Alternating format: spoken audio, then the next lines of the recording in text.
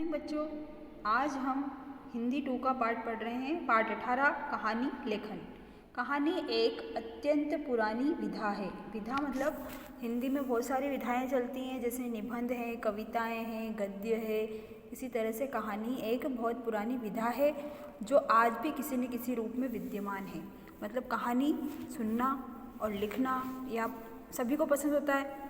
बच्चे जब शरारत करते हैं तो उन्हें शांत कराने के लिए सबसे अच्छा तरीका है कि उन्हें तरह तरह की कहानियाँ सुनाई जाए। मतलब बच्चों को कहानी सुनना बहुत अच्छा लगता है, वो बहुत रुचि से कहानियाँ सुनते हैं। इसलिए अगर बच्चे मस्ती कर रहे हों या बच्चों को अगर उनका मन बहलाना हो तो सबसे अच्छा तरीका होता है उनको तरह तरह की कहानियाँ सुनाना। आपने भी अपने दादा दादी नाना नानी से कहानियाँ सुनी होंगी और आओ अब एक कहानी लिखना सीखें।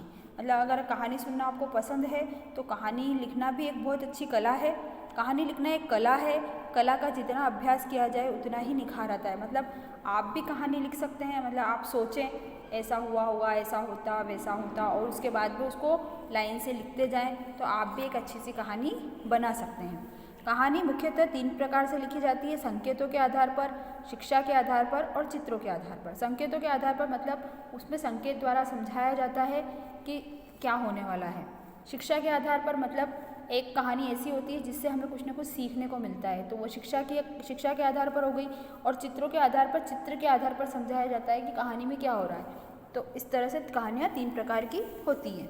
कहानी लिखते समय ध्यान रखने योग्य बातें: कहानी का आरंभ रोचक हो ताकि पढ़ने वाला एकदम आकृष्ट हो। मतलब कहानी इंटरेस्टिंग होनी चाहिए। आप जैसे कहानी पढ़ते हैं तो कुछ कहानियाँ ऐसी होती है जो शुरू में बहुत बोर होती है तो आप उसको पढ़ोगे ही नहीं एंड तक। कुछ कहानियाँ शुरुआत में बहुत अच्छी सी होती है, उनमें बहुत इंटरेस्ट आता है, तो हम क्या करते हैं, अगर हमें इंटरेस्ट आएगा तो हम उस कहानी को पूरी एंड तक पढ़ेंगे। तो मतलब वो जो रुचिकर, जो इंटरेस्टेड जो बात होती है ना, वो हमें आकृष्ट करती है, आकर्षित करती है। इसीलिए कहानी हमेशा रोचक होनी चाहिए। कहानी की भाषा सरल, सरस और आम बोलचाल की हो। मतलब कहानी की भाषा सरल और स्पष्ट होनी चाहिए जो हमें आसानी से समझ में आ जाए। रूपरेखा के अनुरूप ही कहानी का विकास करना चाहिए। मतलब पहले एक रूपरेखा बना लेनी चाहिए कि पहले क्या हुआ, बाद में क्या हुआ, बाद में क्या होगा। उस तरह से उसी के आधार पर कहानी लिखी जानी चाहिए। चरम सीमा पर पहुंचकर कहानियों का अंत करना चाहिए। मतलब एंड अच्छा सा होना चाहिए। मतलब पूरा जो कहानी में हम बताना चाहते हैं वो पूरा आ जाना चाहिए।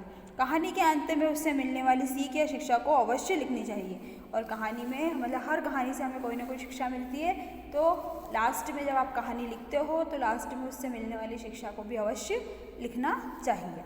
अब आपके जो इस लेसन में 2 कहानियाँ दे रखी है, सच की ताकत और घमंड का नतीजा।